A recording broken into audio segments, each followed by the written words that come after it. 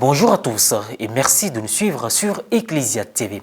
L'évêque auxiliaire de l'archidiocèse de Bouaké, Monseigneur Jacques Aïwa, préside la commission épiscopale pour l'éducation catholique pour un mandat de 3 ans renouvelable une fois.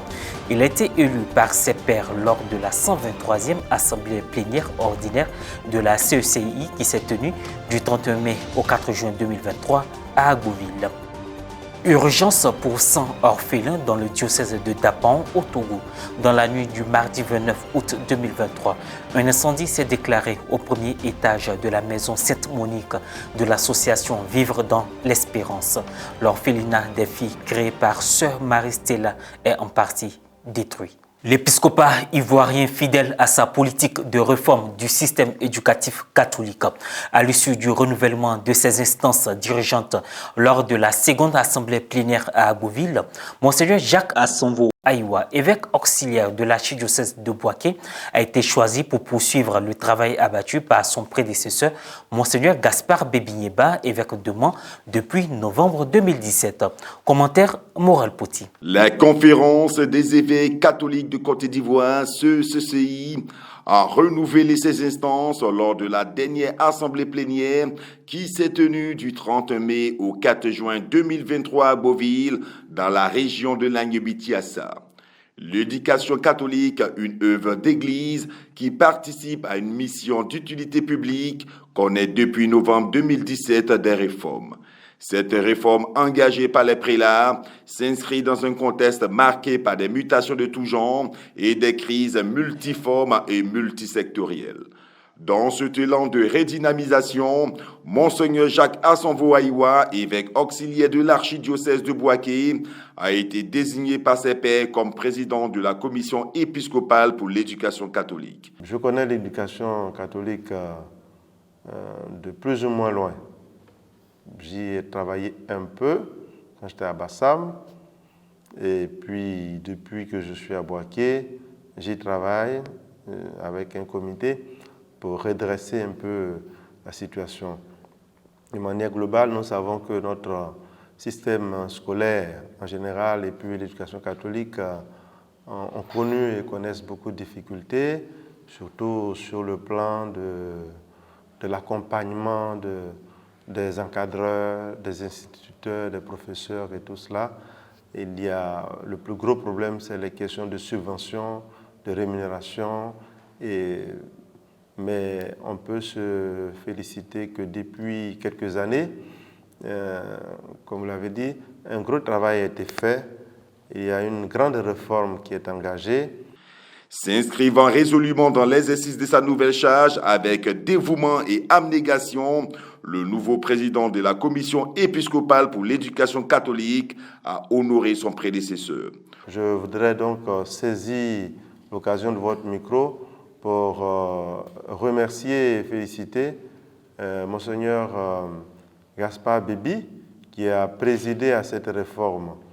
Nous avons vu de loin tout le travail, l'investissement qu'il a donné humain.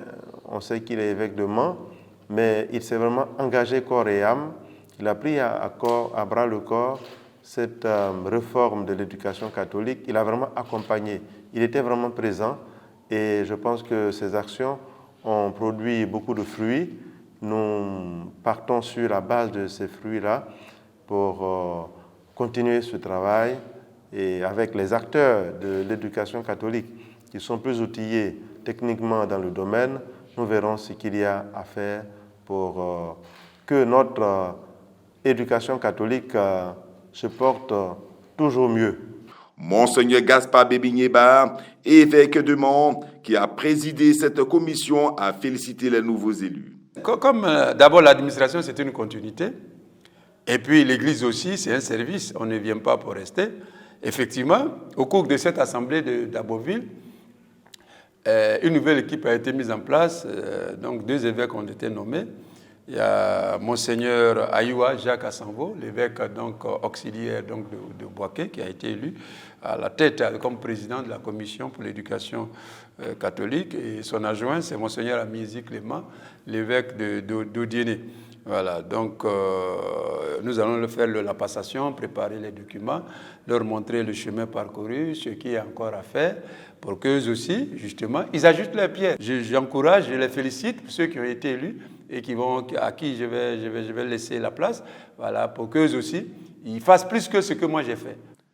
L'évêque auxiliaire a adressé ses encouragements au corps enseignant et a promis sa proximité avec tous les acteurs et partenaires qui interviennent dans le système éducatif catholique. Je salue la communauté éducative, je connais quelques-uns, je compte sur eux, sur leur expertise, sur leur expérience, et puis j'apporterai aussi ma présence et ensemble nous allons associer nos idées, nous allons nous concerter et trouver les bonnes décisions à prendre pour le bien de notre maison commune qui est l'éducation catholique. Nommé le 5 mai 2020 évêque auxiliaire par le Saint-Père, Monseigneur Jacques Asanvo Aïwa a été ordonné samedi 3 octobre à la cathédrale Sainte-Thérèse de l'Enfant Jésus.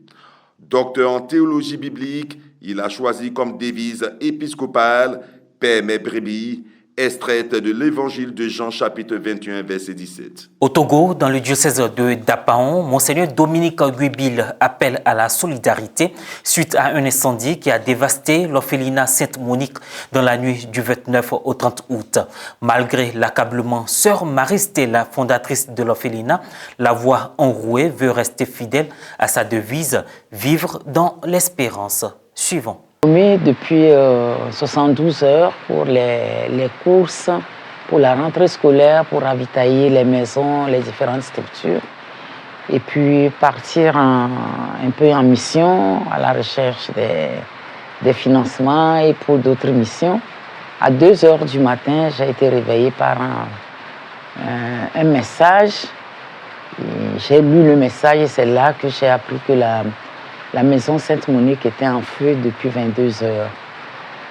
Et là, nous avons pris la route ce matin, depuis 7 heures, nous venons d'arriver. Et c'est avec grande émotion que je revois ces lieux que nous avons construits ensemble. Et ensemble, nous avons éduqué des centaines d'enfants dans cette maison depuis le début du projet. C'est très touchant de voir tout ce bâtiment partir en lambeaux, alors que nous avons mis des années pour le construire. Mais ma première réaction, c'est une action de grâce.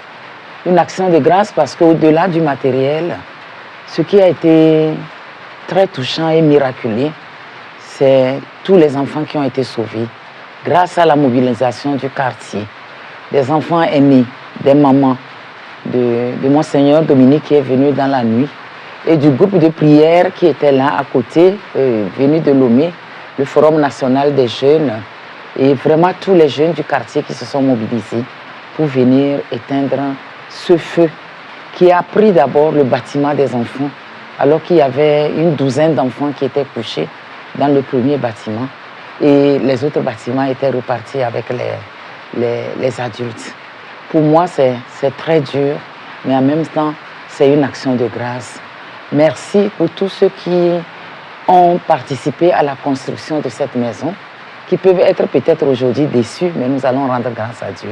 Merci à Monseigneur Dominique, merci au diocèse, merci à tous ceux qui sont venus, connus comme inconnus, et merci à tous nos amis du monde entier qui se mobilisent déjà pour nous accompagner et nous aider.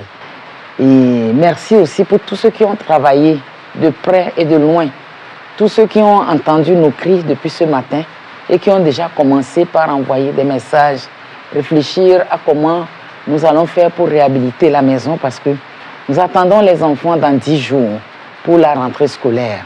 Le Seigneur qui a donné les forces, l'énergie, la grâce pour construire cette maison, pour pouvoir sauver des centaines d'enfants orphelins, misérables, donnera aussi ses grâces à tous ceux qui voudront écouter notre cri aujourd'hui pour nous venir en aide. Et voilà cette édition sur FM. Merci de l'avoir suivi. Bonne suite de nos programmes sur Ecclesia TV.